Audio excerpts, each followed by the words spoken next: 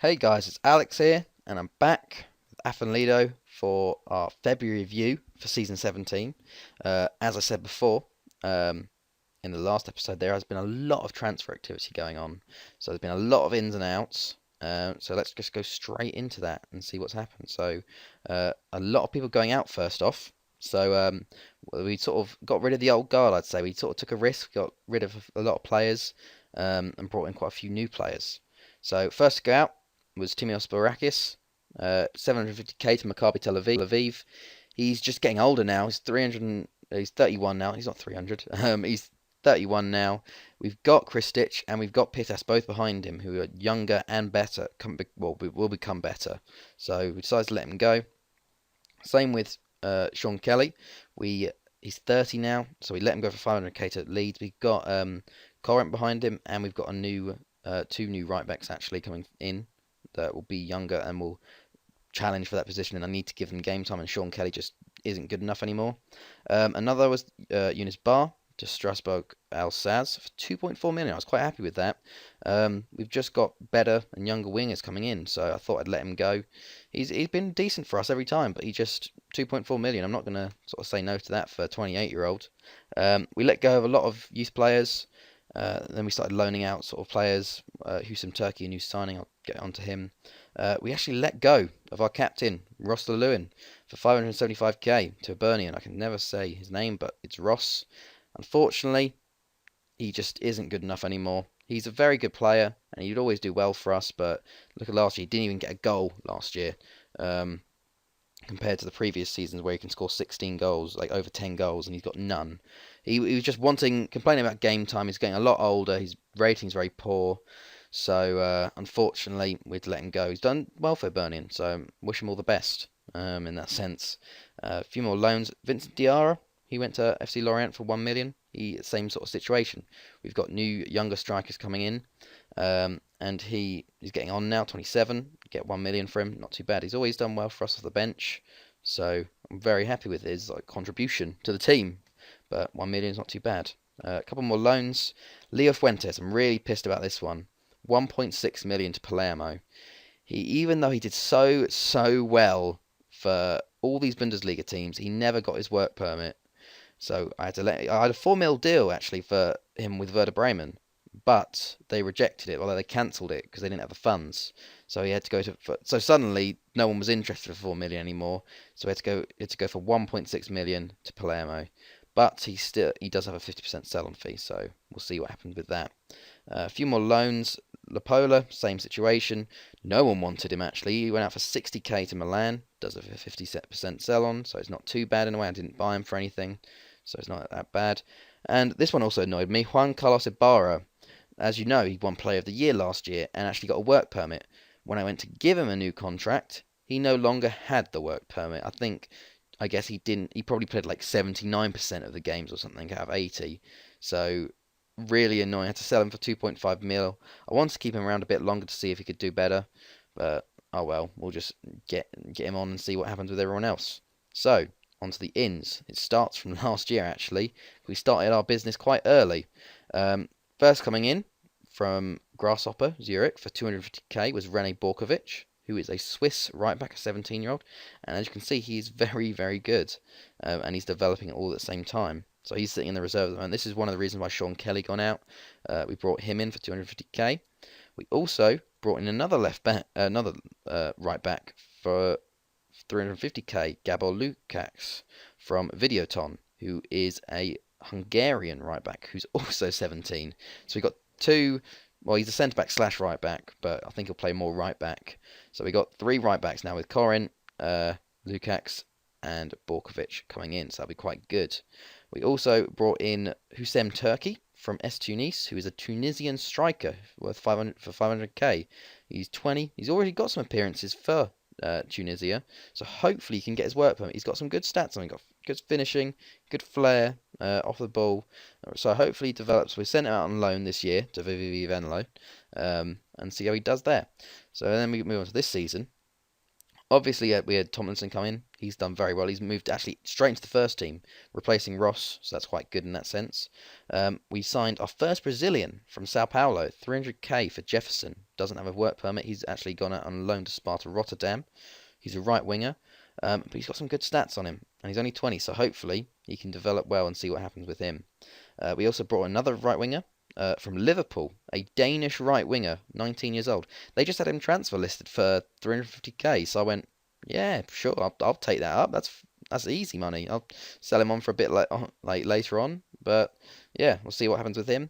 Then we signed a young left back. This sort of helped prompt Barakis leaving in a way as well. Well, this I sort of bought him with Barakis leaving from Sparta Praha for 800k, who is a Czech Republic 17-year-old left back who looks very good. So we've got a lot of young defenders coming in. So hopefully in the future we're going to have a really good defence. And then last of all, we have our new striker, Predrag Ilic from Crvena Zvezda for 825k. It will rise probably to about 3 to 5 million. And the reason for that is that he is a fantastic little player. I've been scouting him for a long time, at least a year or two, and they wanted a lot of money. I didn't want to shell it out, but I decided I might as well because he's going to be bought up by someone better very quickly, and he's done very well so far, and he's definitely proven he's worth the money so far. So we'll get onto that when we get into the fixtures. But yeah, it's been good so far. That's all the transfers actually. So let's get onto the fixtures. One of the big things this year was that it was Lolundo's first time in the Champions League, not the Champions League, the Europa League group stage. First time a Welsh team other than ourselves has been in European group stages. There they are there. If we look at the other teams, who else got in? TNS, they had Galatasaray, so they're never really going to get in because they have such hard teams. They guess right, they lost 2-1 at home. They actually drew 1-1 away, went into the Euro Cup playoff, and then had Swansea there, which is a hard team as well. Tom Pentra lost to Partizan, and then ABBA lost to Anorthosis Famagusta, so a Greek team there. But look at Lolundo and their team. I know I'm pronouncing the name wrong. I have no idea with it, so if someone can sound it out for me, maybe, like in the syllable pronunciation, but I don't know. But here they are. They had a group, quite a tough group actually in the Europa League, of Standard Liège, Chelsea, and Maccabi Tel Aviv. These are all Champions League group teams, I guess, I would say. So that's quite hard on them. They lost 3-0 to Standard Liège, 4-0 to Chelsea and Maccabi Tel Aviv, 2-0 to Maccabi Tel Aviv. And then Standard Liège, they actually got a goal. They lost 3-1, but they scored their first goal of the Champions League, and it was Lolo Jones. Of course, it was Lolo. So with his 5 finishing, but very good on them to get their first goal in the Champions League, not the Champions League, the Europa League, and then finally round it all off a 4-0 loss to Chelsea. But I thought they could have been bigger losses, so not too sort of downhearted by that, I guess. But yeah, on to our fixtures. Now, we have started this year very well. Very, very well. We're on a very long run, clean sheets wise, like over 10 at least, which is quite surprising for me because normally I play backup players and they sort of concede more. So we started off with a 5-0 win over TNS, Kovacic with 2, Veselinovic and Vieira. Second 5-0 win over Real, Rangelov with a hat-trick, Slavica with 2. We had a third 5-0 win, Vieira with a hat-trick, Slavica and Lee Tomlinson with his first goal for the club. Our fourth 5-0 win over Bala, Tolic with a hat-trick this time, Aki and Jurcevic, and then we lost to AC Milan 1-0 in our group. So that was quite annoying. We are actually top seeds in our group, and our group is bullshit this year. First off, we got AC Milan, and then I'll get on to the others as we go through them. Going back into the domestic scene though, we then won 6-0 against Conway, 6 different scorers, which is quite nice to see. Then we played Goitra, 7-0, Bamba with 4, which is good to see. Lundo, we dropped down quite a bit, only a 3-0 win, which is quite annoying. We then had Arsenal, 2-1 win, Domjanic and then Tomlinson getting the winner after Asensio equalised for them. So I think that's Arsenal in the second. Oh no, it's not second. No, I think we've played Arsenal before maybe. But bloody AC Milan and Arsenal when we're top seeds. Then we played Tom Pentra in the league and we won 9-0. Domjanic and Bamba both getting 4 goals each, with Slavica with the 9th goal there. 2-0, very low score against Haverford, Aki and Rangelovic. Then we had Shakhtar in the league group stages, 1-1. Vieira equalising after they put them up 1-0. They're quite a good team. So in our group as top seeds, we have Shakhtar as the second seed, Arsenal as the third, and AC Milan as the fourth. What is that? That's ridiculous. I thought it's supposed to get easier when you get like higher seeds, but Jesus. We went back into domestic and we won 6-0. Kovacic, Domjanic, Vieira with 2 and Santamaria with 2. 5-0 against Newtown. Kenny Brun with his first goal for the club. Aki, Kovacic, Topic and Boye. 2-1 win in the return against Shakhtar, which we basically need to win to get anywhere in the group, which I was very happy with. They got an early goal, which was pretty bad, so I switched to attacking, and Kovacic and Bamba both got goals, which is quite nice. We then went back to the league, the Welsh Cup, 6-0 win over Bala, 2 for Ilic, 2 for Tolic, and 2 for Slavica. 5-0 win over Conwy in the Welsh League Cup semi-final. Now this was over the international period, and everyone decided to leave for the international period. So we had Ian Robinson, who'd never played a game, Toby Bowen, who'd never played a game. We had the backup players, really. We still had Vieira and Tomlinson and Galopov and that. We had Boy up front. And we had Kevin Lewin on the left wing, who is a striker who can play there, and no one else could play there. And we decided to put him there. And he scored 12 seconds into the game, and then got a second goal, and then finished his hat-trick with a penalty. So Kevin got a bloody hat-trick on his debut. So bloody hats off to him, like, well done. So yeah, that was good stuff from him in the semi-final. After that was a 3-0 win against ABBA. Henriksen with 2 penalties and Boye with 1. AC Milan getting revenge for that loss earlier on. 3-1 win at home. Bamba, Slavic and Vieira. 3-0 over TNS. Brun, Cadella and Vieira. 6-0 over Real. 3 for Bamba. 1 for Slavica, Domjanic and Sari Thomas. And then we won 5-1 over Bala. Jurcevic with a hat-trick, Boye and Vieira. But that was the first goal we'd conceded in the league this year. So really, really unfortunate there. First goal we've actually conceded in the domestic scene. And that's a good 10-15 games. So really disappointing there.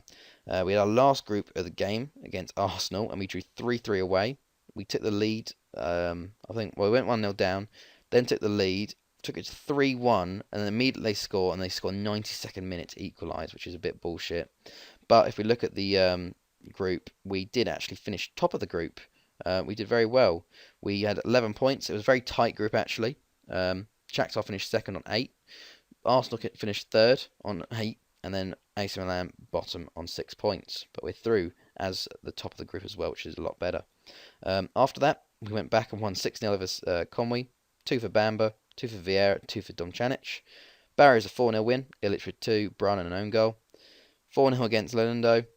3-0 over Tom Pentra. 7-0 over Haverford Bamba with 4, Vieira with 3. Newtown was a 2-0 win. Quite a low score there. Another goal conceded, 4-1, which is quite annoying. 2-0 over Bangor. 3-0 Welsh Cup final victory over TNS. Another one in the bag. Bamba with 2 and Josh Sampson with an own goal. And then we conceded 2 in one game. We went like 25 games with conceding 2, and then we conceded 2 in one game. We won 7-2. Franko Koric, Kenny Brun, and Ilic got the perfect 10 and 5 goals at 17. So you can see why I'm quite happy about signing him. So he's definitely going to become good. I'm going to give him a lot more chances. And then we finished off with the 7-0 win against Flint Town in the Welsh Cup. Domjanic with 4, Vieira, Bamba and Kovacic with goals.